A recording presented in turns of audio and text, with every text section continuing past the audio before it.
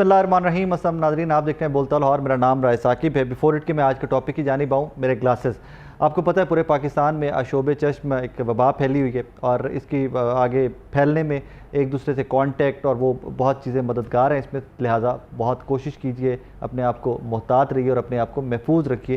किसी एक शख्स को होगा तो पूरे ऑफिस को होगा, किसी एक शख्स को होगा तो पूरे घर को होगा और आगे फैलता ही जाएगा। लिहाजा इसकी जो मेजर्स हैं वो आपको पहले से लेनी चाहिए, आपको पहले से थोड़ा सा कॉशियस रहना चाहिए और अपना ख्याल रखना चाहिए। बहरहाल फर्दर बढ़ते हैं। आपको पता है पाकिस्तान के वैसे तो मसाइल हमारे जब से मैंने होश संभाला है, कभी एक कोई दिन ऐसा आया ही नहीं है कि पाकिस्तान के मसाइल किसी दिन कम भी होते हुए नज़र आए, कहेंगे आज यार कोई बेहतर रिलीफ का दिन था पाकिस्तान का। बट अभी रिसेंट क्राइसिस जो है हमारे इकनॉमिक क्राइसिस, उसमें सबसे बड़े क्राइसिस की वजह दो है। एक बिजली महंगी और एक तेल महंगा। और तेल महंगा होने की वजह से ही शायद बिजली की प्रोडक्शन कॉस्ट भी बहुत ऊपर चली गई है, बिजली भी बहुत महंगी हो गई है। बट अनफॉर्चुनेटली पूरे पाकिस्तान ने एहतजाज किया, लोगों ने खुदकुशियाँ की, लोगों ने इस कदर एहतजाज किया कि पूरे मुल्क में शटर डाउन हड़ताल भी हमने देखी बिजली के बिल्स को लेकर। बट गवर्नमेंट हाथ बंधे हुए, IMF ये वो, हम कुछ नहीं कर सकते। हम बस ये कर सकते हैं कि किसी हद तक किस्तें कर दें और उसके अलावा हम आपकी मदद नहीं कर सकते। चलें, आप मदद मत कीजिए। जो बिल्स आ गए, लोगों ने, किसी ने जहेज़ बेचकर बच्ची का, किसी ने बालियाँ बेचकर, किसी ने मोटर बाइक बेचकर, किसी ने कोई रोज़गार का औजार बेचकर बिल्स जमा करवा दिए। कहानी वहाँ पे ख़त्म नहीं होती, कहानी आगे स्टार्ट होती है वहाँ से कि अभी तक जो बिलिंग होती आई है, आई गेस वो 65 रुपीज़ पर यूनिट के प्लस माइनस पे बिलिंग होती आई है आपको और मुझे। इन डेज़ टू कम 70 पे जाएगी, इन डेज़ टू कम फर्दर महंगी होगी। मेरे सामने ये पड़ा हुआ है कि बिजली की फ़ी यूनिट कीमत में ₹1.83 फ़ी यूनिट का इम्कान। इससे फर्दर 33 अरब रुपये 33 बिलियन रुपीज़ पाकिस्तानियों पर मज़ीद बोझ पड़ेगा और ये होने जा रहा है। इसके ऊपर नेपरा मीटिंग होगी अथॉरिटी की और उसके बाद समाअत के बाद ये बिजली मोस्ट प्रोबेबली बढ़ा दी जाएगी। इसके ऊपर बंदा किससे सवाल करे, किससे पूछे? मेरे पास तो इसका कोई जवाब मुझे ऑनेस्टली स्पीकिंग मिलता ही नहीं है। बट रीज़न्स क्या हैं, हमारी जान मज़ीद कितनी शिकंजे में फंसनी है, आज इस पे बात करते हैं। मेहमानों का तारुफ़ करवा देता हूँ। मेरे साथ स्टूडियोज़ में साजिद काज़मी साहब हैं, लेबर यूनियन से इनका ताल्लुक़ है, लेस्को की। ग़ुलाम मुज्तबा साहब मेरे साथ स्टूडियोज़ में मौजूद हैं, chairman all Pakistan meter readers association है। काज़मी साहब, आपसे आगाज़ करते हैं, फर्दर मज़ीद महंगी करवाने लगे हैं बिजली? बिस्मिल्लाहिर्रहमानिर्रहीम। मैं हैरान हूँ कि अभी आपने कहा ₹1 और 83 पैसे। मेरा ख्याल है ₹4.83। अच्छा जी हाँ। फिर हमारे पास कहीं से ये रिसर्च में थोड़ी सी कोई गलती होगी। अल्लाह करे मेरा और आपका ख्याल दोनों का गलत हो, ये ना बढ़े। हाँ, बहरहाल ये बढ़ गया, मेरा ख्याल है बढ़ चुका है।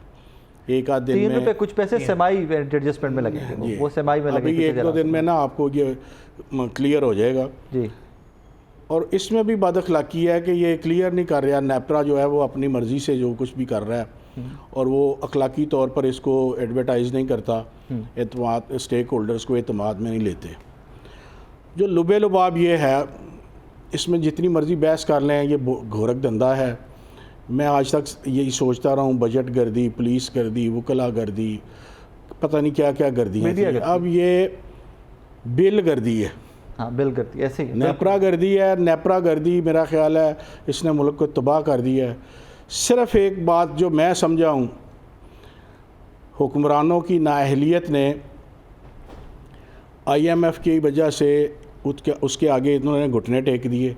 अब ये मेरे आपके लिए, ये मुल्क के लिए जो कुछ हो रहा है, ये जो चोरियां पकड़ रहे हैं, अगर तो ये बड़े चोर पकड़ते, अभी आप देख लें, फिगर्स देख लें, 400-500 चोर पकड़ा जाता है घरों का। अच्छा, यहाँ पे एक सेकंड, 3-4-5 एक रिसेंट स्टोरी कल मेरे तक आई है, मुझे उसकी डिटेल्स आज निकालने में थोड़ी सी दुश्वारी आई है। कोई 41 करोड़ रुपए का नादहिंदा थे साहब, उनका मीटर काटा गया लेस्को की जानिब से और जिन लोगों ने मीटर काटा है, सुना है, उन्हीं के ऊपर उल्टी FIR भी दे दी है।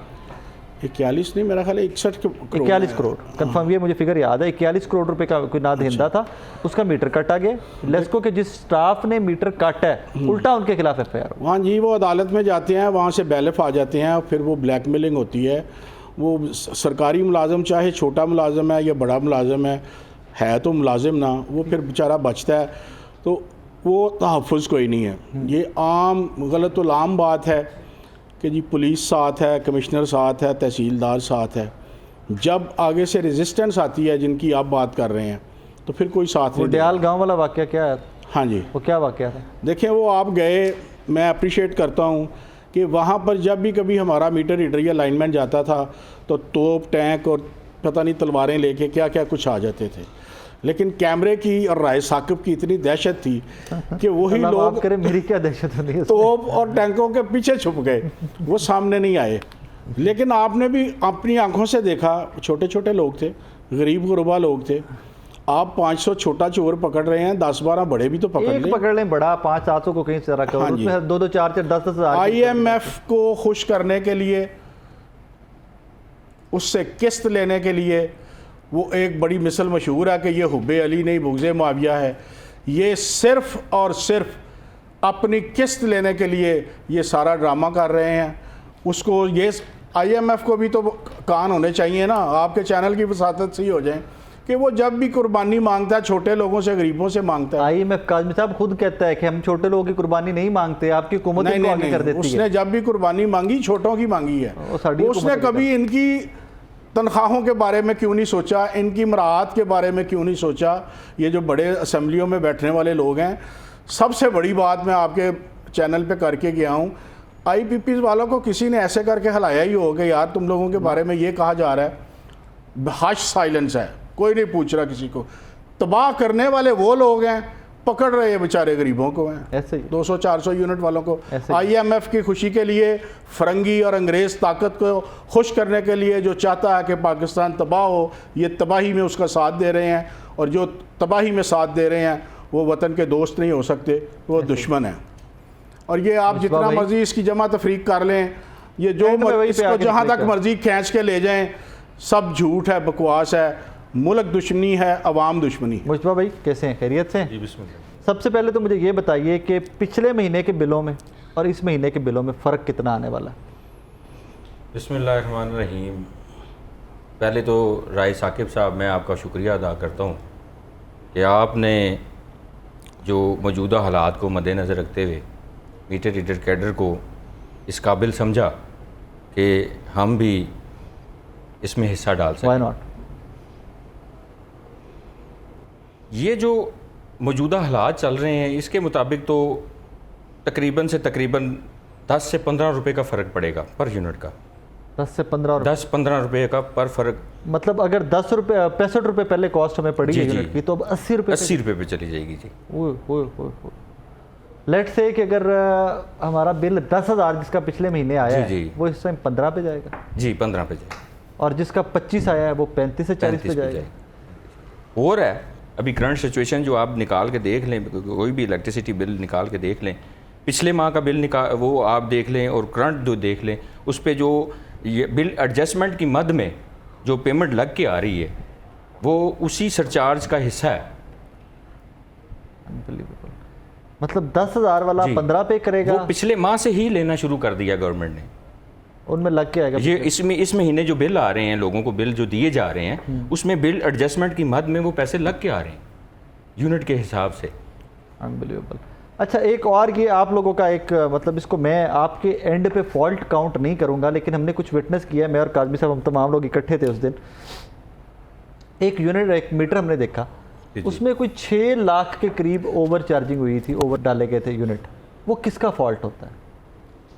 वो अक्सर ऐसा होता है कि ये जो हमारे डिजिटल जो मीटर्स होते हैं ना, इसमें कुछ ऐसे फॉल्ट्स आ जाते हैं, जैसे अगर ट्रांसफार्मर में कोई फॉल्ट आ गया है, नाकिस क्वालिटी का अगर ट्रांसफार्मर रिपेयर हुआ है, हाँ। तो उस पे जो उसके जो अर्थिंग कहीं हो गया हाँ। कि न्यूट्रल अर्थ हो गई है, तो उसकी वजह से ना वो उसकी स्पीड में इजाफा हो जाता है। यूनिट की काउंटिंग में वो उसने काउंटिंग तो करनी है मीटर ने, लेकिन उसकी एक्यूरेसी में फ़र्क आ जाता है, जिसकी वजह से ये कोई डिस्टर्बेंस हुई होगी, जिसकी वजह से मतलब ओवर बिलिंग नहीं हो रही। ओवर बिलिंग नहीं है। ओवर बिलिंग आप लोग बिल्कुल कुछ नहीं करते, फोटो जब लेते हैं उसमें मीटर रीडर का नहीं नहीं नहीं नहीं। अभी तो देखें, हम लोग जब स्नैप लेते हैं मीटर की, तो वो ही रीडिंग उसी वक्त जो है वो कंज्यूमर को भी चली जाती है। SDO जो मौके पर है, जी जी, वो खुद मान जाए कि हाँ ओवर बिलिंग हुई है और हम कर रहे हैं ओवर बिलिंग। वो को बड़े कनेक्शंस में अगर SDO के बैच 24 के कोई कनेक्शन होते हैं जिसकी जिम्मेदारी SDO की होती है, अगर उनके कोई पार्ट में कोई ऐसा कोई ओवर बिलिंग वाला मामला है, तो वो खुद जवाब दे सकते हैं अपने। मतलब मीटर रीडर ओवर बिलिंग नहीं, मीटर रीडर ओवर बिलिंग नहीं कर रहा जी, कर नहीं सकता या कर नहीं रहा? नहीं, कर ही नहीं सकता वो। देखें अब जो है, अभी जो हमारे सॉफ्टवेयर दिए गए हैं, उन सॉफ्टवेयर में तो आप देखें ना कि जब हम पिक्चर लेते हैं, पिक्चर की जो है वो बिल के ऊपर प्रिंट होके आती है, बहुत सारी पिक्चर्स क्लियर नहीं आ रही हैं जो पिछले 2-3 महीने से पिक्चर्स क्लियर अभी नहीं आ पिछले दिनों में हमारा जो है कंप्यूटर सेंटर में जो है वो प्रिंटर ख़राब हो गया। रही। अच्छा, उस प्रिंटर के ख़राब होने की वजह से कभी उसकी कार्ट्रिज ख़राब हो जाती है, जो जिसकी वजह से को थोड़ा सा बिलिंग में प्रिंटिंग में कोई मसला आता है, या ऐसा होता है आपका एक प्रिंटर खराब होता है, हमें लाखों करोड़ ठुक जाते हैं। सर अभी एक रिसेंटली जो हमें जो अभी प्रॉब्लम क्रिएट है, जो अभी हम जिसका सामना कर रहे हैं, जी, हमारे पास जो है हमारी अथॉरिटी ने हमें जो है बिलिंग करने के लिए जो मोबाइल्स हैं वो हम लोगों ने 50 दफ़ा अथॉरिटी को रिक्वेस्ट की है कि ये जो मोबाइल है हमारे पास, इनकी जो कैमरा की जो क्वालिटी है वो अभी अच्छी नहीं रही। यूजफुल लाइफ खत्म हो चुकी है, इतना रफ यूज़ हुआ है, तकरीबन 4 साल हो गए हैं। हाँ, हमें तो इतनी एज होती है इनकी, और क्या। 1 साल के बाद तो वैसे ही वारंटी खत्म हो जाती मोबाइल की। ठीक है, तो 4 साल एक हमारे हाथ में अब हमने इस्तेमाल करना है, जेब में डालना है, उसके स्क्रैचेस आ जाते हैं। हाँ, कुछ उस वजह से भी उसकी लाइट लेंस में मसला आ जाता है। जब वो लेंस के ऊपर स्क्रैचेस आएंगे उससे भी क्वालिटी पिक्चर की कम होगी ना जी। ये तो आपके फायदे की चीज़ है। फोटो क्लियर नहीं है, जिन्हें मर्जी यूनिट पर आ दे। सर ये तो देखे ना, अब आवाम भी तो इतनी बेवकूफ़ नहीं है कि जो है वो हमारी जो फोटो क्लियर नहीं है। मैं गुलाम मुस्तफा भाई आपको गुजारिश कर रहा हूँ, मैंने काजमी साहब ने, SDO साहब ने, उस line man, line supervisor, meter reader, हम सब इकट्ठे थे, हमने विटनेस किया 6 लाख यूनिट ऊपर पड़ा हुआ। सर वो 6 लाख यूनिट को वो अभी कौन सा कंज्यूमर था? वो ट्यूबवेल का कंज्यूमर था या ट्यूबवेल का कंज्यूमर था? तो ट्यूबवेल की जिम्मेदारी मीटर रीडर की तो सर है नहीं। किसके पास होती है? वो तो मीटर इंस्पेक्टर की जिम्मेदारी होती है। उस दिन क्या कि मीटर रीडर से नहीं सर, असल बात ये है, मीटर रीडर ने 5 किलोवाट तक, मीटर रीडर ने ओवर बिलिंग की है या SDO ने की है? हाँ, गलत की है। हाँ, और अगर वो बंदा क्लेम करता है तो इस वक्त एट प्रेजेंट जो चीफ एग्जीक्यूटिव लेस्को शाहिद हैदर की जो पॉलिसी है कि कोई कंप्लेंट आए वो एक्शन भी ले रहे हैं, हाँ, मीटर इंस्पेक्टर के ख़िलाफ़ और SDO के ख़िलाफ़, और बिल की भी करेक्शन दे रहे हैं। जो असल मसला है वो मैं आपको बताऊं, ये उस तरफ से उलझ गए। Meter reader, lineman, bill distributor इस वक्त लाइन सुपरिटेंडेंट प्रोग्रेस दे रहे हैं। आपने जितनी रिकवरी की है 7-8 अरब रुपया, सेक्रेटरी साहब और पावर मिनिस्टर बड़ी फ़ख्र से कह रहे हैं कि हमने इतनी रिकवरी कर ली, हमने इतने चोर पकड़ लिए, इतनी FIRs हो गई। वो कौन कर रहा है? यही अमला कर रहा है जो इस वक्त 80,000 इस वक्त एट प्रेजेंट यार्ड स्टिक 80,000 बंदा शॉर्ट है, कम है। अगर यार्ड स्टिक, हाँ जी, सैंक्शन पोस्ट के अगेंस्ट अगर कनेक्टेड लोड के और नंबर ऑफ कंज्यूमर्स के मुताबिक यार्ड स्टिक रिवाइज की जाए तो इसको 3 से कम प्लस कर मल्टीप्लाई कर लें, तो इतना 1.5 लाख 2 लाख बंदा कम। इसीलिए अथॉरिटी कहती है कि हमारे बंदे जिन हैं, एक बंदा 4-4-5 बंदों के काम कर रहा है। तो जो 5-5 बंदों के काम करके प्रोग्रेस दे रहे हैं, उनकी शफलिंग करना, उनकी ट्रांसफ़र करना, उनको प्रेशराइज करना, ये बददियानती है अपने मनसब के साथ, अपने मुल्क के गरीब अवाम के साथ और ऑफिशल्स के साथ। आप उनको अप्रिशिएट करें, मैनेजरियल टैक्टिक्स इस्तेमाल करें और उनसे काम लें। वो काम कर रहे हैं, आपको प्रोग्रेस दे रहे हैं। अगर तो प्रोग्रेस नहीं दे रहे, चोर नहीं पकड़ रहे, रिकवरी नहीं कर रहे, यार क्या हो गया? तो फिर आप उनको चोर कहाँ से पकड़े? आजकल तो जो हालात हमारे साथ बने हुए हैं, हाँ, इन्होंने चोर इस मीटर रीडर कैडर को भेड़ बकरियों की तरह जो है ना, वो ये ऑफिसर हमारे जो है ना, ये बस डंडा उठा के बस एक ही कैडर के पीछे पड़े हुए हैं। कि अभी देखें, मीटर रीडर को महकमा भर्ती करता है कि जी इसने मीटर की रीडिंग करनी है, ठीक है। रीडिंग करने के बाद हमने अपना जो भी रिकवरी है वो हमने कंप्यूटर सेंटर को भेज देना, ठीक है। अब मीटर रीडर से जो काम लिए जा रहे हैं, मुझे बिजली चोरी पकड़वाएं, अच्छा, MNT वालों के साथ जाएं। MNT क्या है? MNT जो टेस्टिंग लेबॉर्ट्री जो हमारी आती है, उसके साथ जाके वो वाले भी काम करें उनके साथ, ठीक है। उसके बाद अभी रिसेंटली जो हमारी अथॉरिटी ने एक नया हुक्मनामा जारी किया, जिसको आज हम भुगत के, मैं अभी फील्ड में था जी, तो उसको भुगत के आ रहे हैं कि जी रिकवरी पे भी जो है ना वो मीटर रीडर को भेज रहे हैं हमारे अफसरान जो है कि जी आप जाएं और आप जाके लोगों से बिल की जो रिकवरी है, वो हमारा सेक्शन ही अलग है, DCO सेक्शन है हमारा, उसको रिकवरी ऑर्डर से हो रहा है। ये बस बदमाशी से नहीं, कोई सर कोई रिटर्न ऑर्डर नहीं है, बस जो वो वॉइस मैसेज छोड़ देते हैं व्हाट्सएप ग्रुप में, भेड़ बकरियों की तरह घर से बुला लेते हैं। SDO साहिबान है, एक्शन साहिबान है, SC साहिबान है, वो कहते हैं जी बुलाओ उनको। अब मीटर रीडर इस वक्त नफसियाती मरीज बन चुका है। I'm sure कितना प्रेशर ये होगा। सारे जो प्रेशर है। अहकामात है ना जी, और ये मौजूदा- पावर मिनिस्टर दे रहा है और पावर सेक्रेटरी दे रहा है। मौजूदा जो हमारे लाइन के मुताबिक हाँ जो है, जी, वो हमारा ऑफिसर्स और ऑफिशियल्स दोनों इस वक्त वो सख्त अजियत से गुजर रहे हैं। बात Mentally कोई तौर खुल से। के नहीं करता। मैं खुल के बात कर रहा हूँ कि पावर मिनिस्टर और वज़ीर तवानाई जो कुछ भी इस वक्त कर रहे हैं वो इंसानी ताकत से ज़्यादा काम ले रहे हैं। ये गैर कानूनी है। छोटी सी मिसाल दूँगा, 1886 में जो मज़दूरों ने अमेरिका में कुर्बानी दे के ये कवानीन बनाए थे कि 8 घंटे काम करेंगे और हफ्ते में एक छुट्टी करेंगे, साल के बाद एक रिक्रिएशन लीव 15 दिन की होगी एक तनख्वाह के साथ। आज भी अमेरिका का सदर ये एंजॉय कर रहा है, 15 दिन की तनख्वाह, 15 दिन की छुट्टी और एक माह की छुट्टी और 1 माह की पूरी तनख्वाह। पाकिस्तान में आज 1886 वाले हालात हैं कि यहाँ पाकिस्तान भी इस वक्त अमेरिका के ज़ेरे तसल्लुत है। ये भी खून मांग रहे हैं, ये भी कुर्बानी मांग रहे हैं कि ये लोग उसी तरह वो रिपीट करें उस हिस्ट्री को, तो फिर हम इनके मतलब सोचें। अभी ये भेड़ बकरियों की तरह इनसे हम हाँक रहे हैं, काम ले रहे हैं, ये करते जा रहे हैं। अब मुझे खौफ है। मेरी लेबर लीडर कायदे मज़दूर खुर्शीद अहमद से बात हुई थी, वो इस मामले में बड़े वरीड हैं, संजीदा आदमी हैं, बुज़ुर्ग आदमी हैं, सोच विचार के वो एक्शन लेते हैं, लेकिन उन पर इस वक्त सख्त तरीन प्रेशर है कि काम बंद कर दिया जाए। अगर ये फ़ौजी, ये सिपाही महकमा बिजली के इन्होंने काम बंद कर दिया तो याद रखें जर्नैल भी नाकाम हो जाते हैं अगर फ़ौज काम करना छोड़ दे। कप्तान भी नहीं चलता अगर टीम काम करना छोड़ दे। तो यहाँ तक इस नहज तक ना लेके आएँ जो आपने ज़ालिमाना और बेरहमाना बेदर्दी से जो अहकाम जारी किए हुए हैं उनको रिव्यू करें। मुस्तफा भाई, क्या वर्किंग आवर्स क्या आप लोग के आजकल? सर आजकल तो कुछ भी ना पूछें, अभी घर पहुंचते हैं 12 बजते हैं रात के, तो फ़ोन आ जाता है जी 12 बजे रात के घर जाते जी, हैं आप? जी सर। और सुबह कितने बजे फील्ड में आते और हैं? सुबह सर हम लोग फिर 8 बजे 9 बजे फील्ड में होते हैं। कुछ दोस्त जो हमारे हैं, हमने तो अभी तंग आके इस तरह किया है कि कुछ दोस्तों को सुबह 5 बजे बुला लिया है, जो वो रेस्ट करते हैं घंटा 2 घंटे घर में जाकर। घंटा 2 घंटे? 2 घंटे रेस्ट है जी हमारा। Unbelievable। और करंट सिचुएशन हमारी ये है कि ये हमारी लेस्को अथॉरिटी को इतना एहसास नहीं है। 10.7% लॉस है हमारा सालाना। ठीक है, ठीक हो गया सर। रिकवरी हमारी 95% है। तो मुझे बताएं कि इस दौर में जिसमें शॉर्टेज ऑफ स्टाफ है, 95% शॉर्टेज ऑफ मटेरियल है, बड़ी रिकवरी है। शॉर्टेज ऑफ मटेरियल है, शॉर्टेज ऑफ जो है कन्वेंस है, सब कुछ जो शॉर्ट है। तो अभी मौजूदा सिचुएशन में मुझे सर ये बताएं, एक मौजूदा सिचुएशन में जो सिचुएशन अभी चल रही है, 300 रुपये लीटर तेल है सर, नहीं सर, पेट्रोल 300 से ऊपर है। 300 से ऊपर हो गया सर। हाँ। 300 से ऊपर पेट्रोल है। पेट्रोल एक बंदा सारा दिन मोटरसाइकिल पे घूम रहा है, अपनी जेब से सरकार पेट्रोल तेल डाल नहीं रहा है। देती। सरकार कहाँ देती है सर? सरकार तो है अफसरों की।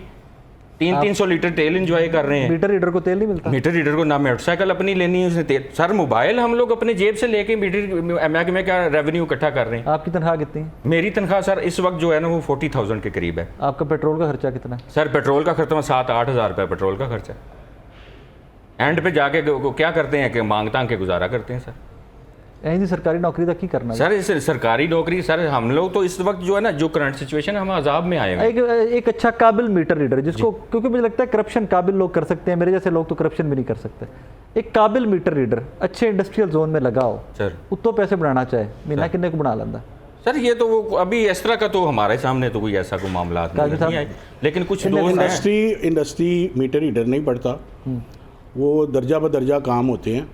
जो आपका सवाल ये है कि चाहे वो रीडर एसटीओ हो, एक्सियन हो या मीटर रीडर हो, जिसने करप्शन करनी है ना वो कर लेनी है। आप जिस मुआशरे में सर्वाइव कर रहे हैं उसके मुतल्लिक सोचें कि क्या सिर्फ पाकिस्तान मेरे में। सवाल का पहले जवाब दो। हाँ जी। मेरे पहले सर सवाल मैं गुजारिश मैं वही करने लगा हूं ना। एक बंदा अगर इंडस्ट्रियल एरिया में लगा हुआ है, मीटर रीडर है, हाँ जी, वो दिहाड़ी लाना चाहे किन्नी को महीने दिला देंगे? मेरा तो कोई एक्सपीरियंस नहीं। किस मद में आप पूछना चाह रहे हैं? किस मद में पूछना चाह रहे हैं? कोई मीटरों में वादा काटा, सर ये वो मीटरों में वादा काटा क्या, उसमें कुछ भी नहीं कर सकता इंसान, कुछ भी नहीं कर सकता। गुलाम मुस्तफा भी मैं ये मानने से कासिर हूँ कि आप 30,000 रुपये पे काम कर रहे हो। मैं ये सर, मानने से कासिर हूँ। I'm sorry to say that। Sir 40,000 बता 8,000 ਦੇ ਵਿੱਚੋਂ ਬਈ ਕੱਢ ਦਿਓ ਨਾ, ਤੁਸੀਂ ਕਿ ਮੋਟਰਸਾਈਕਲ ਦਾ ਕੱਢ ਦਿਓ, ਫਿਰ ਮੋਟਰਸਾਈਕਲ ਖਰਾਬ ਵੀ ਹੋਣੀ ਹੈ, ਫਿਰ ਤੁਸੀਂ ਕੋਈ ਮੇਰੇ यार सिगरेट पानी का खर्चा भी रोज ਕੱਢਣਾ नहीं सर, सिगरेट तो मैं पीता वो नहीं। मतलब खाने पानी का कुछ लंच भी तो करना है ना, कुछ खाना पीने तो फील्ड में आपकी बात बिल्कुल बजा है, आपकी बात खाने पीने का भी तो निकालना कुछ है। हमारा मैं ये मानने से कासिर हूँ कि आप महीने के एंड में 15-20 हज़ार रुपये लेकर घर चले जाते, मैं नहीं मानता। सर हम लोग पीछे से गाँव के जमींदार लोग जिम्मेदार हो, हैं, कुछ हमारे गुजारे ਤੁਸੀਂ ਜ਼ਿੰਮੇਦਾਰ ਹੋ। जी जी ਸਾਰੇ मीटर रीडर ਜ਼ਿੰਮੇਦਾਰ सर, सबका तो मैं जवाब नहीं दे ਸਾਰਿਆਂ ਦੀ सकता। ਤਨਖਾਹ ਤੇ ਇੱਕ ਜਿੰਨੀ ਹੈ ਨਾ। सबकी तनख्वाह एक जैसी नहीं है, एक जैसी नहीं है। हाँ, ये हमारा जो पीरियड गुजरता है ना, हाँ। पीरियड गुजरने के साथ स्केल वाइज हमारी तनख्वाह बढ़ती रहती है। मैक्सिमम मीटर रीडर की मैक्सिमम 70,000 तक जाता है। 70,000 हो जाए, 70,000 तक। 70,000 हो जाए। तो 70,000 तक हाथ किफायतशारी से अगर ज़िंदगी गुजारना चाहे इंसान तो गुजार सकता है। माशाल्लाह कितने बच्चे ने जनाब दे? सर 5 बच्चे हैं। मैंने 50 बच्चे ने जरा फीस लिखाया था। सर अभी तो वो स्कूल एक मिनट जाते हैं। ठहर जाओ, तीन बच्चे जो हैं सर, स्कूल जाते हैं। 3 बच्चे स्कूल जाते हैं। जरा तो फीस दो लिखाओ हैं। मैंने। उसकी एक की 3,000 है, हाँ, एक की 2,000 है, पाँच। एक की 1,500। 15 6500 हो गया ਤੁਹਾਡਾ। सर घर किराए ਦਾ जनाब ਦਾ नहीं, अपना है। अपना है। बिजली का बिल नहीं आता। बिजली का बिल जो है वो जो हुकूमत नहीं की आता जानिब ना, से लेस्को फ्री भी तो यूनिट्स आता है। मिलते हैं, वो जब खर्च हो जाते हैं हाँ। उसके बाद जो है फिर हम बिल देते हैं सर। ठीक है, 6500 रुपये ਤੁਹਾਡੇ ਬੱਚਿਆਂ ਦਾ ਗਿਆ। सर ਤੁਹਾਡਾ ਉਸ ਤੋਂ ਬਾਅਦ 8000 ਰੁਪਇਆ ਮੈਂ ਲਾ ਲਿਆ ਜਨਾਬ ਪੈਟਰੋਲ ਦਾ ਗਿਆ। Sir। ਇਹ ਸਿਰਫ ਸਰਕਾਰੀ ਗਿਆ ਕਿ ਮੇਰਾ ਤੁਸੀਂ ਕੰਮ ਕਰ ਰਹੇ ਹੋ, Sir। ਬੱਚਿਆਂ ਬੱਚਿਆਂ ਦੇ ਨਾਲ ਫੈਮਿਲੀ ਨਾਲ ਨਿਕਲਣਾ ਹੁੰਦਾ ਹੈ, ਆਪਕੋ ਅੱਗੇ ਪਿੱਛੇ ਗਏ। सर कहीं जाना ही नहीं, हमें टाइम मिलेगा तो हम बाहर जाएंगे ना। किचन का खर्चा कितना? 24 घंटे तो हम ऑफिस के जनाब, मुलाजिम किचन- बने हुए हैं, किचन महकमे का- के मुलाजिम हैं। जनाब का ठहर किचन का जाओ खर्चा यार। कितना होगा? ठहर जाओ, नहीं, देखो ना, काफी साहब एक ਤੁਸੀਂ मिनट, ਵੀ एक जनाब का किचन का 15,000 20,000 ਵਾਲੇ ਦਾ ਬਜਟ ਬਣਾਓ ਨਾ, ਇਹ ਤਾਂ ਸਰਕਾਰੀ ਮੁਲਾਜ਼ਮ ਹੈ। हाँ। पाकिस्तान ਦੇ ਵਿੱਚ ਜਿਹੜੇ पहले मुझे ये गैर बना लेने सरकारी देना, पहले मुझे ये तो मैं तो अपने उन्होंने भाई को बनाए- हेल्प कर रहा हूँ, मैं सर, अपने भाई को हेल्प बनाए- कर रहा हूँ, मैं बनाए- हेल्प कर रहा हूँ भाई बनाए, मैं बनाता हूँ। आगे 8,000 आपका ये लगा लिया हमने। जी, सर। किचन का खर्चा कितना होगा? किचन का खर्चा होगा 30,000 के करीब। ਤੁਸੀਂ ਤਨਖਾਹ ਉੱਤੇ ਟੁਰ ਗਏ ਹੋ। तो सर मैंने आपको पहले बताया है कि मांग तांग के गुजारा करना पड़ता है एंड पे आगे। ਤੇ ਮੈਂ ਇਹ ਤੁਸੀਂ ਕਹਿ ਜੇ ਕਿ ਮੈਂ ਜ਼ਿੰਮੇਦਾਰ ਹਾਂ, ਮੈਂ ਪਿੱਛੋਂ ਵੀ ਮਾਮਲਾ ਠੀਕ ਨਹੀਂ सर, ਕਿ ਚੌਲ ਕੋਈ ये ਆਟਾ ਪਿੰਡੋਂ ਆ ਜਾ ਪਿੰਡੋਂ ਆ ये जा। हालात एक सरकारी मुलाजिम के हैं। सर सुन ले, और जो साढ़े भी गरीब यही आवाम का ने, क्या साढ़े बनेगा? भी यही ने पाए, वो साढ़े गरीब भी आवाम यही का भी तो सोचें। आपका ये अभी पीछे से मामलात आ जाते होंगे। जी, जी। अब वो सरकारी मुलाजमीन, वो मीटर रीडर कि जिन्होंने पिंडों चौल आटा नहीं ਹੁੰਦਾ, जी, जी। ਉਹ ਕਿੱਥੋਂ ਪੂਰਾ ਕਰਦਾ? ਮੈਨੂੰ ਇਹ ਜਵਾਬ ਦਿਓ। ਸਰ ਉਹ ਇੱਥੇ ਹੀ ਪੂਰਾ ਕਰਦਾ ਜਿੱਥੋਂ ਉਹਨੇ ਧੱਕੇ ਖਾਣੇ ਨੇ ਇੱਥੇ ਰੋਡਾਂ ਦੇ ਉੱਤੇ ਹੀ। ਸਰ ਮੈਂ ਸਿਰਫ ਵੇਖੋ ਗੱਲ ਖੁੱਲੀ ਖੁੱਲੀ ਕਰੀਏ ਨਾ। सर खुली खुली कर रहे हैं। ਉਹ ਖਰਚਾ ਖੁਰਚਾ ਕਿਵੇਂ ਬਣਦਾ ਮੈਨੂੰ ਉਹ ਸਮਝਾਓ। सर खर्चा वो बनाते ही नहीं है। खर्चा कहाँ से बनाएंगे वो? ਯਾਨੀ ਕਿ ਸਾਰੇ उन्हें फुर्सत ही नहीं खर्चे में। ਇਸ ਦੌਰ ਵਿੱਚ ਅਗਰ ਤੁਸੀਂ 18 ਘੰਟੇ ਕੰਮ ਕਰ ਰਹੇ जी, ਹੋ, जी। मीटर रीडर खर्चा पानी नहीं बना रहे, सर ये जो वो है वाली गल्ल वो एक वाली गल्ल है। फैसिलिटी हमें है, एक फैसिलिटी मैं बता देता हूँ आपको। एक फैसिलिटी हमें ये है कि हम अगर हफ्ते वाले दिन ड्यूटी करेंगे तो उसके हमें बेसिक के हिसाब से हमें वो पैसे मिलेंगे। ठीक है, ठीक है सर। हफ्ता इतवार अगर हम लगाते हैं 2 दिहाड़ियाँ हमारी फालतू बन जाती हैं। 8 दिन मतलब महीने के आपके बन जाते वो हमें वो एक वो चीज़ हमें ऐड हो जाती है। मतलब 5-7 हज़ार के महीने का add 5-7 हज़ार रुपये वो मिल जाता है। ऐड हो जाता है। उसके बाद हमारा जो है हमारे गवर्नमेंट ने हमें जो एक हाउस रेंट की मद में दिया हुआ है 13-14 हज़ार रुपया मेरा बनता है। चले शुक्र 13-14 हज़ार वो मिलाएं साथ। ठीक है, ठीक है, तो ये मेरा बजट आप पूरा हो जाएगा मेरे ख्याल से। ठीक है, फिर हाँ फिर पूरा हो जाता है। एंड में मुझे ये बताइए कि ओवर चार्जिंग, ओवर बिलिंग जिम्मेदार कौन? ओवर बिलिंग सर है ही नहीं। सर ना करें ना ओवर बिलिंग है ही नहीं काजमी साहब, ए किहड़े लेस्को च मेरा भरा काम करता सर। है? ओवर बिलिंग है। मैं कहता हूँ सर कि हमारे जो जहाँ मैं अगर काम आपको कर रहा हूँ, साबित वहाँ कर पे दूं डन जहाँ रख के, हम मैं आपको मीटर से, मैं आपको उससे मीटर से बिल से साबित कर दूं ओवर बिलिंग, डन रख के, साबित आप कर दें मुझे। नहीं डन रख के डन रख दे, डन ਉਹਦੀ रख ਤੁਸੀਂ दे। आप कर ले। मैं सजा ਦਾ लफ्ज़ मेरे बड़े भरा मैं नहीं इस्तेमाल करांगा, उसका आप रख लें, उसका हरजाना जुर्माना क्या होगा, मैं आपको मीटर सामने रख के जनाब गलती हो जाती है लेकिन आप कहीं ओवर बिलिंग, गलती को आप ओवर बिलिंग में शामिल मत ओवर करें। बिलिंग किसको कहते हैं? ओवर मैंने बिलिंग बिजली आप कह इस्तेमाल रहे नहीं हैं की, कि मुझे आप- यूनिट डाल दिए जाए। सर मैं कह रहा हूँ मैंने- ओवर बिलिंग का नामो निशान ही नहीं रहा।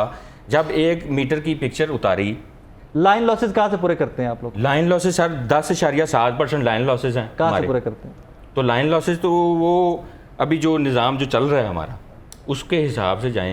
मैंने तो वो जवाब line दियो, losses तो लाइन कितने- लॉसेस पूरे कित्थों करदे हो? ओवर ਕਿਹੜੇ बिलिंग नहीं होंदी ते सर लाइन लॉसेस सर ਸਾਡੇ ਹੈ ਹੀ ਨਹੀਂ ਇੰਨੇ ਉਹ ਇੰਟਰਨੈਸ਼ਨਲ 10% ਤੇ ਹੈ ਨਾ, ਕਰੋੜ 1 ਕਰਮ ਅਗਰ 10 ਕਰੋੜ ਤੇ ਹੈ ਨਾ ਸਰ ਸਾਡੇ ਉਹ ਇੰਟਰਨੈਸ਼ਨਲ ਕਿੱਥੋਂ ਪੂਰੇ ਸਟੈਂਡਰਡ ਕਰਦੇ ਦੇ ਹੋ? 7% 2-3% ਮੈਂ ਸਾਡੇ ਸਵਾਲ ਲਾਈਨ ਦੁਬਾਰਾ ਲॉसेस ਕਰਾਂ, ਨੇ। ਮੈਂ ਸਵਾਲ ਦੁਬਾਰਾ ਕਰਾਂ, ਸਾਦਾ ਝਟਕਾ ਜਿਹਾ ਬੰਦਾ ਝਟਕਾ। ਤੁਹਾਡੇ ਯਾਰ, ਮੈਂ ਸਾਰੀ ਉਮਰ ਖੋਤੀਆਂ ਦੇ ਸਫ਼ਰ ਕਰਦਾ ਰਿਹਾ ਭਰਾ मेरे से, लाइन लॉसेस पूरे कहाँ से करते हैं? लाइन लॉसेस सर हमारा जो हम मैं अपने सर्कल का जवाब दे सकता हूँ जी ठीक है। मेरे सर्कल में आप सर्कल को नहीं रिप्रेजेंट कर रहे, आप सर यूनियन को represent कर मैं रहे हैं। आप मुझे कह रहे हैं कि जी कि लाइन लॉसेस कैसे पूरे करते हैं। हाँ। मैं कह रहा हूँ कि इंटरनेशनल स्टैंडर्ड के मुताबिक यहाँ पे जो इंटरनेशनल स्टैंडर्ड है हमारा, हाँ। उसमें 10% लाइन लॉसेस हैं, चलते हैं, एक्सेप्टेबल हाँ जी, है। acceptable। आपको अफसरान की तरफ से कभी नहीं कहा गया कि लाइन लॉसेस नहीं, रिकवर इंटरनेट- करने हैं? हाँ।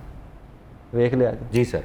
ਤੁਸੀਂ ਜਨਾਬ ਨੇ ਦੁਬਾਰਾ ਸ਼ੋਅ 'ਚ ਵੀ ਆਣਾ सर ਮੈਂ ਓਵਰ ਬਿਲਿੰਗ ਵਾਲੇ ਬਿੱਲ ਵੀ ਲੈ ਆਉਣੇ ਨੇ सर मैं कह ਮੈਂ रहा ਉਹ हूँ ਵਿਕਟਮ ਵੀ ਲੈ ਆਉਣੇ ਨੇ जो गलत ਮੈਂ ਤੁਹਾਡੇ ਅਫਸਰਾਨ ਵੀ ਲੈਣੇ ਜਿਹੜੇ जो- ਕਹਿੰਦੇ ਨੇ ਕਿ ਹਾਂ ਹਮ ਓਵਰ ਬਿਲਿੰਗ जो करते हैं सर recover। जो सर गलत अगर किसी से मिस्टेक अगर हो जाए बाय मिस्टेक, आप कह रहे हैं कि बिल ओवर बिलिंग, लेस्को में ओवर बिलिंग होती है सर, जो लोग अवाम डंडे लेके हमारे सरों पे होती ਰੋਜ਼ ਤੁਹਾਡੇ ਦਫ਼ਤਰਾਂ ਨੂੰ ਆਈ सर वो तो रेट की वजह से झगड़े हो रहे हैं सर। ਬਿੱਲ जो ਮੀਟਰ हुकूमती ਠੀਕ नालियाँ ਜਿਹੜਾ ਉਹ ਬਿੱਲ जो ਠੀਕ ਕਰਾਉਣ ਜਾਂਦੇ ਨੇ ਉਹ हुकूमती ਕੀ ਕਰਾਉਣ नालियाँ ਜਾਂਦੇ ਨੇ हैं जो आप हुकूमती नालियों को सामने रखे ना, हैं, ये हमारे हैं, वजीरों हैं, ने हैं। अब मुझे ये बताएं, आबिद शेर अली साहब जिनको असेंबली के फ्लोर पे यहाँ पे वो अगर दे दी जाए स्टेटमेंट पढ़ने के लिए, तो वो ऐसे ऐसे ऐनक लगा के कहते हैं जी मेरी ऐनक कमज़ोर हो गई है। जब ऐसे वजीर होंगे हमारे इस इदारे के, तो फिर महकमे का हाल क्या होगा? ये आबिद शेर अली साहब भी जिम्मेदार है जी इस महकमे के। सर आबिद शेर, जितने भी वजीर गुजरे हैं, खुरम जितने भी दस्तगीर, खुरम दस्तगीर साहब छोड़ दें आप पीछे राजा परवेज अशरफ साहब, उमर अयूब साहब, जितने भी इस महकमे के वजीर गुजरे हैं, उन वजीरों ने जो हालात इस महकमे के आज अफसरान बनाए हैं ना काबिल सर, रहे हैं हमेशा। अफसरान ने तो सर जो रिक्वायर्ड उनको जो भी हालात दिए जाते थे उसके मुताबिक वो काम कर रहे थे। राजवी साहब क्लोजिंग कमेंट देते हैं, टाइम खत्म हो गया। देखिए जो आप बहस कर रहे हैं ना, करप्शन हमारे माशरे में जड़ है, बुरी तरह सरायत कर चुकी हर है। चीज़ की जड़ है।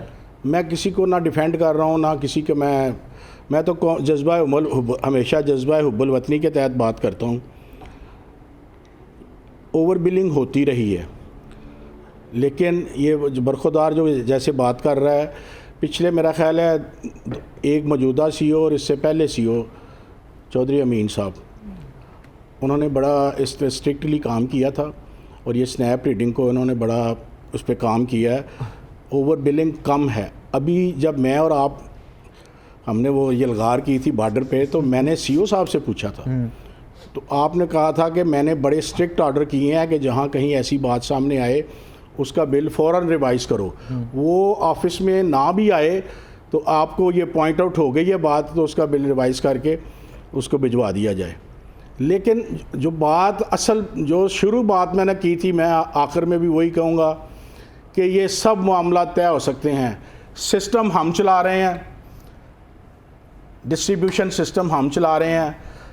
लेस्को इस वक्त टॉप पर है, वो किसकी वजह से टॉप पर है? किसी एक फर्द की वजह से नहीं, मुलाजमीन की वजह से। टॉप की वजह से, शॉर्टेज ऑफ स्टाफ भी देख लें है। ये स्टाफ है, फिर भी ये जान देने वाले, ये मजदूरियां लेने वाले, ऐसे ही है। कीमती अज़ा कुर्बान करने वाले, ये 40-40 50-50 मीटर किलोमीटर लंबा फीडर पे काम, लंबे फीडर्स पे काम करने वाले ये लोग हैं। इनको सलाम करें, ना कि इनको सस्पेंशन Thank you, काज़ी के, साहब। इनको नौकरी से रिमूव करने के, दूर दराज ट्रांसफर्स की धमकियां देने से मसले हल नहीं होंगे। Thank you very much. नाज़रीन एक छोटा सा ब्रेक लेंगे, ब्रेक के बाद वापस आएंगे तो अगली स्टोरी अनफॉर्चुनेटली मेरे पास फिर एक बहुत पेनफुल सी स्टोरी है कि एक मैं कारी के साथ सांप का लफ्ज़ इस्तेमाल नहीं करना चाहता, जो मर्डरर है जिसने एक बच्चे को टॉर्चर करते हुए मार दिया, वो सांप के काबिल नहीं है कि मैं उसके साथ सांप का लफ्ज़ लगवाऊँ। एक मौलवी ने, एक कारी ने एक बच्चे को टॉर्चर कर करके मार दिया है, उसके ऊपर बात करेंगे। इसके रीज़न्स क्या हैं, कौन सी थॉट प्रोसेस है कि जिसके पीछे हमारे इस तरह के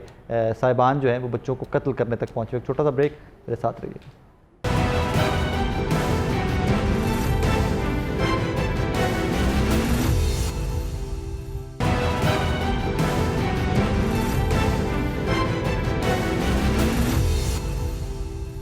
वेलकम बैक नाज़रीन। जिस तरह ब्रेक पे जाने से पहले मैं अर्ज़ कर रहा था कि पता नहीं हमारी सोसाइटी को होता क्या जा रहा है, इतनी एग्रेशन, और फिर उस काम में एग्रेशन कि जिससे एक दीन का काम लिया जाता है। मस्जिद में, मदरसों में बच्चों को वो तालीम दी जाती है कि जिन्होंने हमारे कल को मज़हब सिखाना है, मेरे जैसे जाहिल लोगों को बताना है कि यार हमारा मज़हब क्या कहता है, हमारे बच्चों को आगे से बताना है कि this is what our religion says. But अजीब सी बात है कि वहाँ पर जब आप इतना तशद्दुद करेंगे, इतना टॉर्चर, इतना वो पता नहीं, उसके लिए मेरे पास प्रॉपर लफ्ज़ भी नहीं है, क्योंकि जहाँ दीन का मामला आ जाता है मेरे जैसे जाहिल लोग डर से जाते हैं थोड़े से कि उसमें क्या, किस हद तक इसको कंडेम किया जाए, किस हद तक इसकी मजम्मत की जाए, किस हद तक इस सारी जो चेन चलती है इसको तोड़ने की कोशिश की जाए। बट अनफॉर्चुनेटली आए दिन इस तरह की कोई ना कोई स्टोरी रिपोर्ट होती है, हम उसके ऊपर चीखते चिल्लाते हैं, हम साइकोलॉजिस्ट बैठाते हैं, हम उनसे बैठकर पूछते हैं कि क्या वजूहात हो सकती हैं कि बच्चे को मार दिया। लेकिन मौलवी साहबान हमारे वैसे के वैसे चले जाते हैं। मुझे अगले दिन किसी साहब ने ट्विटर पे रिप्लाई किया हुआ था, उन्होंने कहा जी आप सिर्फ मौलवियों को रगड़ते हैं, आप स्कूलों को क्यों नहीं रगड़ते? लेकिन अनफॉर्चुनेटली मुझे स्कूलों में इस तरह के वाक़े रिपोर्ट नहीं होते कि किसी अच्छे स्कूल के अंदर किसी बच्चे को टॉर्चर करते करते मार दिया या जान से। अगर रिपोर्ट हो तो यकीन माने सबसे पहले मैं शोर मचाऊंगा।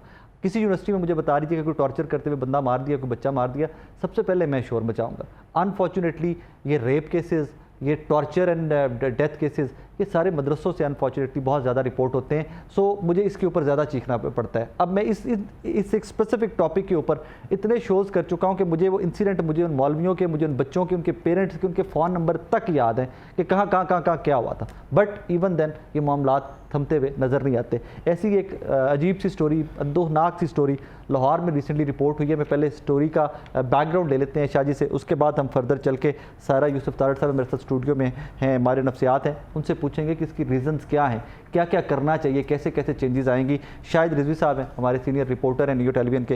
रिजवी साहब अस्सलाम वालेकुम जी। सर वालेकुम। शाह जी की होया है, व्हाट हैपेंड?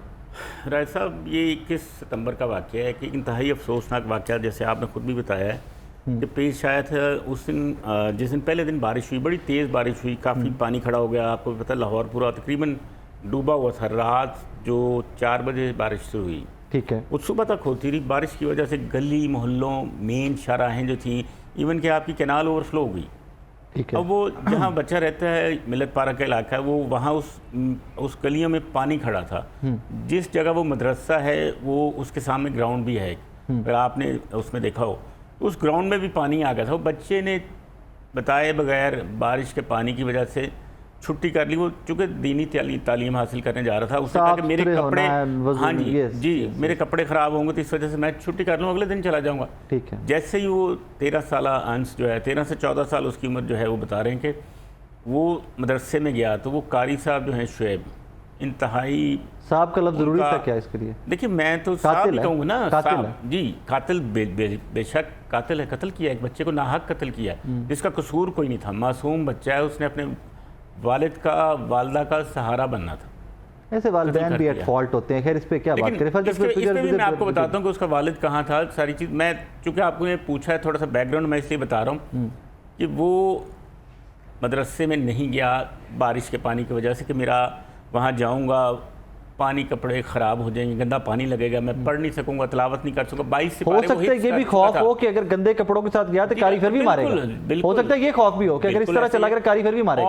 और ये जो उस दिन, उससे अगले दिन छुट्टी करके जब वो गया है, ये मेरा ज़ाती ख्याल है, आप भी इससे इत्तेफाक करेंगे कि उसको ये पहली मारनी पड़ी होगी। उससे पहले भी वो जो कारी साहब हैं उन्होंने उस बच्चे पे तशद्दुद किया होगा, उस पे नहीं बल्कि और भी बच्चों पे उन्होंने तशद्दुद किया होगा जिन्होंने कभी ये अपनी शायद आप क्या बात कर रहे हो? एक इस बच्चे पे टॉर्चर करते हो जो मेंटल ट्रॉमा से बाकी सारे बच्चे वहां पे गुजर रहे हैं, दैट इज अनबिलीवेबल।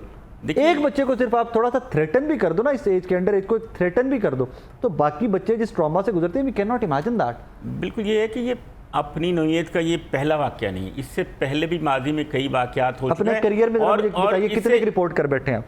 मैं अब गिनने लगूंगा तो शायद मुझे तादाद भी याद ना हो। और आपको मैं ये बात बताऊं कि इससे चंद रोज़ कबल इसी सर्कल का दूसरा थाना था समनाबाद जी, वहाँ स्कूल, एक दीनी स्कूल है, मैं नाम नहीं लूँगा, वहाँ भी प्रिंसिपल, एक टीचर था और एक 2 और टीचर, उन्होंने बच्चे को तशद्दुद का निशाना बनाया और उन्होंने जब छत की तरफ उछाला तो उस बच्चे के माथे पे पंखा लगा, आपने तस्वीर भी देखी होगी, और इतना उसका जख्म हो गया, हड्डी टूट गई बेचारे बच्चे की, जान शुक्र है बच गई। ये जुल्म इतने हो रहे हैं कि आप जितना भी कहें उतने कम है। अब इस बच्चे को मतलब वो बताते हैं कि उन्होंने मारा, कारी शुएब ने, उसके साथियों ने, जब उसको कहते हैं ज़मीन पे पटखा। अब देखिए 13 साल का बच्चा, एक मतलब मासूम है ना, अनबिलीवेबल, उसको उठा के जब आप नीचे पत्थर की ज़मीन पे फेंकेंगे तो उसका क्या हाल होगा? उसका दिमाग कहते हैं कि मतलब पंजाबी में ना पिलपिला हो गया, बच्चे की हालत गैर हो गई। सितम ज़रीफ़ी ये कि उसको फिर उसने कमरे में बंद कर दिया, एक कमरे में उधर मदरसे के ले जा के बंद कर दिया, वहाँ भी तशद्दुद करता रहा। पता नहीं कितना वो जुनूनी है। और क्या ये दीन की तालीम दे रहा है, ये दीन की तालीम देखे ना, ये दीन है। हम खौफ में आ जाएंगे, दूसरे बच्चे भी खौफज़दा होंगे। यार ये कारी शाह जी, ये स्टोरी करने से पहले मैं यकीन माने आधा घंटा हम लोग बैठ के सोचते रहे कि हमें ये स्टोरी टीवी पे करनी भी चाहिए कि नहीं करनी चाहिए, कि जो बच्चा भी देखेगा उस तक भी स्टोरी पहुंचनी चाहिए कि नहीं पहुंचनी चाहिए? बिल्कुल बात मतलब ये पता नहीं ऐसी कड़े फंस जाने देखें, का, टू बी ऑनेस्ट। अब ये देखें, इसमें बच्चा बेचारा जिस दिन ये वाक़या हुआ था ना, बच्चे को अस्पताल ले जाया गया था, एक पुलिस वाला था, मेरी उससे बात हुई, मैंने कहा यार भाई ये क्या मामला? उसने कहा शाह जी बात ये है कि ये बच्चा तकरीबन डेड है, तकरीबन डेड है, और वो मुश्किल रात निकाली, और वही हुआ। लेकिन अल्लाह ताला ने उसको बस एक सांस जगह चलाए हैं, एक जगह दो 3 दिन मतलब वो रहा है, उसके बाद उसकी डेथ हो गई। अब SHO जो था उसने बहादुरी का मुजाहरा किया, पर्चा दिया फॉर ऐसे मामलात में पुलिस पर्चा नहीं देती। मौलवियाँ तो थोड़ा उसकी जल्दी बड़ी दिलेरी है कि SHO जो मिलत पारक था आसिफ, उसने पर्चा दिया। उसके बाद मुल्जिमान को 2 को गिरफ्तार कर लिया, जो तीसरा उन्होंने नामजद किया था वो भाग गया। इन्होंने बड़ी कोशिश की कि उसको भी पकड़ें, लेकिन वो कहीं दाएं बाएं मोबाइल फोन बंद करके भाग गया। पकड़ा जाएगा इवेंचुअली। अब हुआ क्या, ये जब मैंने इससे इंचार्ज इन्वेस्टिगेशन, वो भी आसिफ है मिलत पार्क, मैंने उससे जब पूछा, मैं कहा यार ये मुल्जिम कितने दिन के रिमांड पे है? वो कहता मेरे पास मुल्जिम ही नहीं है। हाँ। ये हाल देखें कि SHO मेहनत करके पकड़ के दे रहा है, इन्वेस्टिगेशन इंचार्ज कहते हैं मेरे पास मुल्जिम ही नहीं है, रिमांड पे भी नहीं है, कोई रिमांड नहीं है। मतलब इतनी फेवर वो मुझे लगता है इंचार्ज इन्वेस्टिगेशन कर रहा है कि वो उनको बचाने के चक्कर में आ गया। अनबिलीवेबल। खैर अब तो गिरफ्तार मुल्जिम है, हमने खुद फोटो देखी, आपने भी देखी हवालात में, मैंने भी देखी। वो इंचार्ज इन्वेस्टिगेशन कहता है जी गिरफ्तार ही नहीं है, कोई पकड़ा ही नहीं हमने। 2 बंदे पकड़ गए, कारी शुएब और उसका साथी इब्राहिम, तीसरा है अब्दुल वदूद, वो 109 में रखा गया।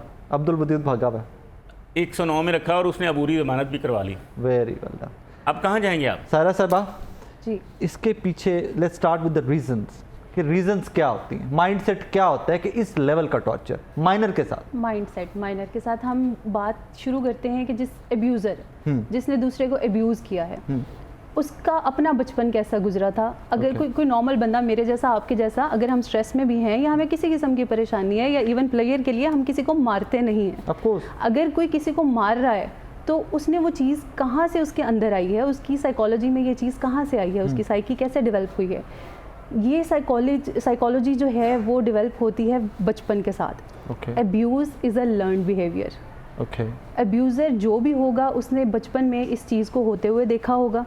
जैसे कि इसका इम्पैक्ट भी आगे ये आएगा कि जब ये चीज़ बार बार होगी, नॉर्मलाइज होगी, जो बच्चे वहाँ से पढ़ के आगे जाके एजुकेशन देंगे, दीन की तालीम देंगे, वो भी इस चीज़ को नॉर्मल समझेंगे कि हमारे नॉर्मल है। जिसने ये मौलवी ने किया है उसके साथ भी बचपन में ये हुआ होगा डेफिनेटली, या तो उसके साथ फिजिकल एब्यूज़ हुआ होगा, साइकोलॉजिकल एब्यूज़ हुआ होगा। एक थर्ड काइंड ऑफ एब्यूज़ है जिसे हम कहते हैं कि विक्टिमाइजेशन, देख के विक्टिमाइज होना।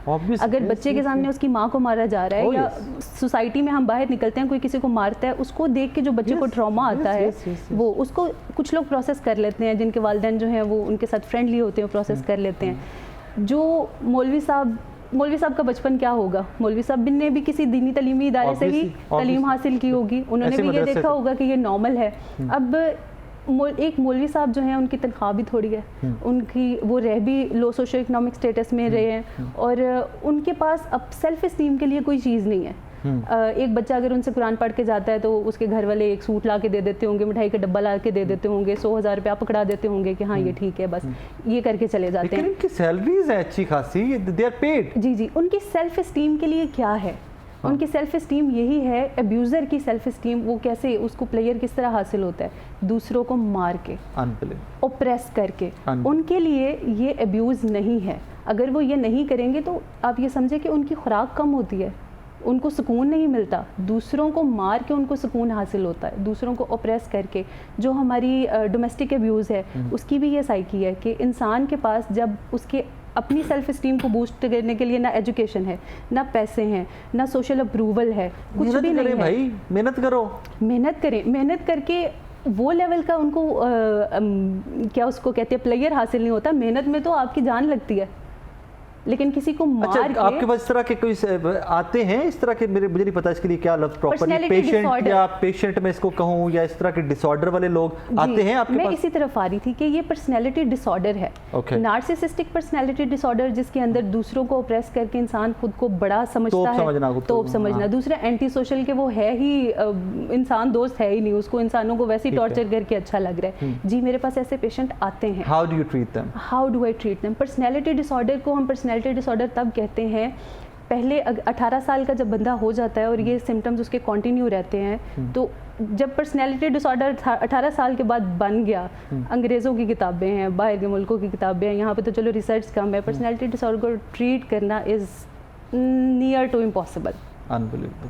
जो बन गए हैं फिर आपने एक बंदा जिसकी पर्सनैलिटी बन गई है 18 साल तक, पहले 5 साल वो अपने घर में अपनी मदर के साथ, अपने फादर के साथ रहा है, अपने एनवायरनमेंट में रहा है, फिर वो स्कूल गया है, सोशलाइजेशन की है, 18 साल तक अगर उसको ट्रीटमेंट नहीं मिला, उसकी पर्सनैलिटी इतनी पक्की हो गई है, अब उसका माइंडसेट इतना पक्का हो गया कि हम उसमें इनसाइट क्रिएट नहीं कर सकते। आप एब्यूज़र में इनसाइट क्रिएट करना, उसको ये मनवाना कि ये प्रॉब्लम है, ये गलत है, वो कभी नहीं मानेगा। उनके डिफेंस मैकेनिज्म होते हैं, लगता है कि ये मैं ठीक कर रहा हूँ जी। अगर उसने, आप उस मौलवी से पूछेंगे ना आपने क्यों मारा, तो वो कहेगा कि मैंने तो उस बच्चे के फ्यूचर के लिए मारा उसको, अगर मैं नहीं मारता मैं तो उसकी बेहतरी के लिए ये कर रहा था। और वो जस्टिफिकेशन ये देगा कि फलाने ने मारे तो बड़ा चंगा हाफिज बने। हाँ जी, बड़ा चंगा हाफिज बने। एग्जैक्टली। तो ये माइंडसेट होता है इस चीज़ का। अब उसका असर ये होगा कि जितने बच्चे देख रहे हैं, आधे तो उसमें जो विक्टिमाइजेशन को ऑब्जर्व कर रहे हैं, आधे तो उसमें से विक्टिम बन जाएंगे, आधे आगे जाके अब्यूज़र बन जाएंगे। एट द सेम टाइम ये बच्चे जब घर पे जाते हैं तो रिपोर्ट नहीं करते होंगे अपने पेरेंट्स को?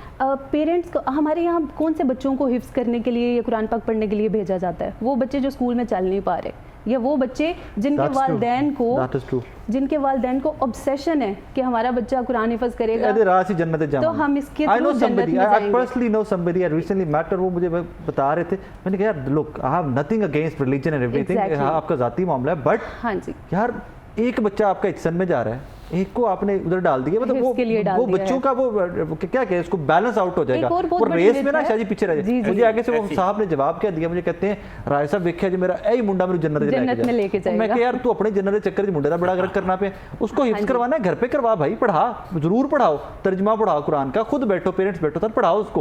एक तो होते मदरसे पे आते, एक तो एक्शन का होता है। वो बच्चा जिसके पेरेंट्स उसको इतनी कन्विक्शन के साथ भेज रहे हैं कि या तो ये हमें जन्नत में लेके जाएगा या ये और किसी लायक नहीं है, इसको मदरसे में डाल दो, वो कैसे वापस आके अपने पेरेंट्स को रिपोर्ट करेगा? पेरेंट्स कॉन्फिडेंस देते हैं बच्चे को? कभी भी नहीं देते। अगर वो रिपोर्ट करेगा तू नहीं पढ़ता सही, हाँ, तू सही नहीं पढ़ा, कुछ ना कुछ किया होगा, और वो रिपोर्ट करेगा और जाके अगर मौलवी साहब से बात की, अब पेरेंट्स के पास भी तो लिमिटेड ऑप्शंस है। उन्होंने वापस उसी मदरसे में भेजना है, मौलवी साहब अगले दिन उसको एक के बजाय 2 छड़ियाँ लगाएंगे।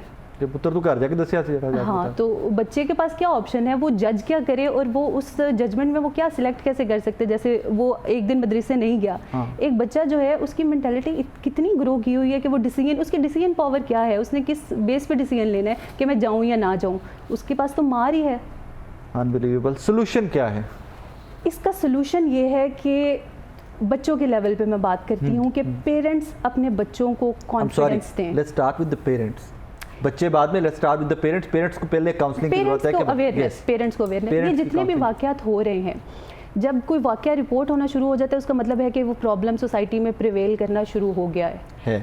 अब जब वो प्रॉब्लम सोसाइटी में आ गया है तो सबसे पहले पेरेंट्स को काउंसलिंग करनी चाहिए, पेरेंट्स की काउंसलिंग करनी चाहिए। पेरेंट्स की काउंसलिंग कौन करेगा? That is a difficult question. That's a difficult. क्या आपकी गवर्नमेंट जो है ऐसी कैंपेन चलाएगी? ये मुझे याद है इन लोग बुज़दार गवर्नमेंट में they started something like that on education and everything, लेकिन वो कैंपेन की बहुत हाइप नहीं पकड़ सकी थी। हाँ जी, वो कैंपेन के लिए जो लोग जाएंगे क्या वो स्किल्ड हैं? नो, ये ऑप्शन आपके पास नहीं है। फिर मीडिया बचता है। हाँ, हर वालिद या वालिदैन के आजकल हाथ में सबके पास मोबाइल है। No Sara, I am sorry, we are at fault. हम सबसे पहले जिम्मेदार खुद है। शाजी, ये खबर के जिस रंग में हमने चलाई है मीडिया में, मुझे तो लगता था कि हम उस मौलवी को ग्लोरीफाई कर रहे हैं।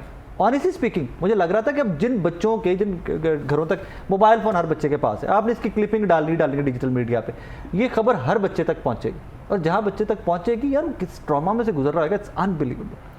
वो शेयर नहीं कर पाते। बच्चा एक जो ट्रॉमा से गुजर भी रहा है या आगे गुजरेगा या ऑब्जर्व कर रहा है, उसके पास क्या ऑप्शन है कि वो जाके अपने वालिदैन को किस तरह से डिस्क्लोज करे, अपने बहन भाइयों को किस तरह से डिस्क्लोज करे।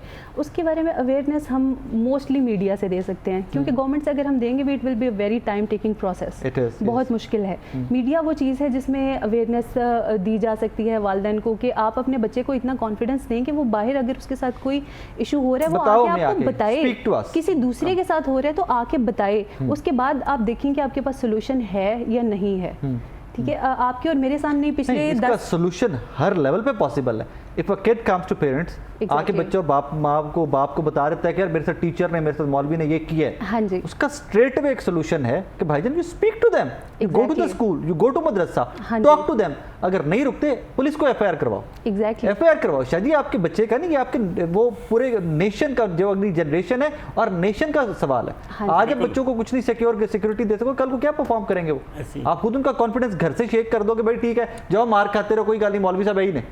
एक सर कॉन्सेप्ट है जिसको कम्युनिटी पुलिसिंग कहते हैं। कि पुलिस जो है वो कम्युनिटी को आके बताती है कि आपने अपनी केयर किस तरह करनी है, आपने अपने घर की, गली की, मोहल्ले की कैसे केयर करनी है। कम्युनिटी पुलिसिंग में लोग मिलके बैठते हैं, बात करते हैं, जैसे बैठक होती है। इसी तरह से अगर बैठक में आप इकट्ठे होकर बैठे हैं एज ए सोसाइटी, जो है आप इकट्ठे हो जाएं कि ये मसला तो नहीं चल रहा है, ये मसला तो नहीं चल रहा है। अकेला पेरेंट शायद जाते हुए डरे, अगर 4-5 लोग मिलके जाएं और कन्फ्रंट करें, would be able to discuss it, वो डिस्कस कर सकेंगे, तो ये ज़्यादा स्ट्रेंथन हो जाएंगे। ये दूसरा, पेरेंट्स अपने बच्चों को कॉन्फिडेंस दें बैठ के कि अगर आपने हमें बात शेयर की तो आपको सज़ा नहीं दी जाएगी, आपकी बात सुनी जाएगी और बैठ के मसले का हल आपसे भी पूछा जाएगा और फिर हम भी सजेस्ट करेंगे कि ये चीज़ है। बच्चों की दोस्ती रखिए। Thank you very much. नाज़रीन, आज का शो आपने देखा। सेकंड स्टोरी पे जब भी इस तरह की स्टोरी करता हूँ विद वेरी हैवी हार्ट करता हूँ। इसमें I have nothing against any maulvi, I have nothing against with religious people, I have nothing against with madrasa. ठीक है, अब हमारे दीन के रिक्वायरमेंट्स हैं, इन्हीं बच्चों ने लेके आगे चलना है, इन्हीं ने मुझ जैसे जाहिलों को बताना है कि what Islam says and everything. But at the same time यार इनको इंसान तो गर्दानो, इनको इंसान तो समझो। They have feelings, they have physical bodies. आप इस तरह मारते हो जिस तरह शाहजी ने बताया कि इस बच्चे को इतना मारा गया कि उसको उठा उठा के ज़मीन के ऊपर मारते रहे और वो स्कल ही तोड़ दिया। We need to stop it, we need to start a campaign. हमें बताना चाहिए जाके, मदरसों को सबसे पहले एजुकेट कीजिए यार, पेरेंट्स के साथ मदरसे के असातिज़ा जो हैं, जो कारी साहिबान हैं, उनको जाकर एजुकेट कीजिए कि भाईजान आइंदा किसी बच्चे ने कंप्लेंट कर दिया, वो रिपोर्ट हो गया तो मौलवी साहब तुहानू जेल होएगी। और जेल है नहीं कि तुम बाहर जाके थाने के बाहर जाके एहतजाज करोगे तो तुहाडा मौलवी छड़ देंगे, लंबी चौड़ी जेल होगी। इस पर गवर्नमेंट को पॉलिसी मेकिंग करनी चाहिए। And I would speak to relevant people on personal level, कि मैं सबको पर्सनल लेवल पे भी जाकर रिक्वेस्ट करूंगा कि भाई कल को तुम्हारे बच्चे भी काबू आएंगे इन मौलवियों के। अल्लाह का वास्ता, असातिज़ा भी, जिस तरह शाहजी ने बताया कि स्कूलों में भी जहाँ पे हो रहा है, उन टीचर्स के खिलाफ भी सख्त से सख्त एक्शन होना चाहिए, मिसालें बनानी चाहिए, ताकि कल को आपके और मेरे बच्चे महफूज रह सकें। अपना बहुत सारा ख्याल रखिएगा, दुआ में याद रखिएगा। अल्लाह हाफ़िज़।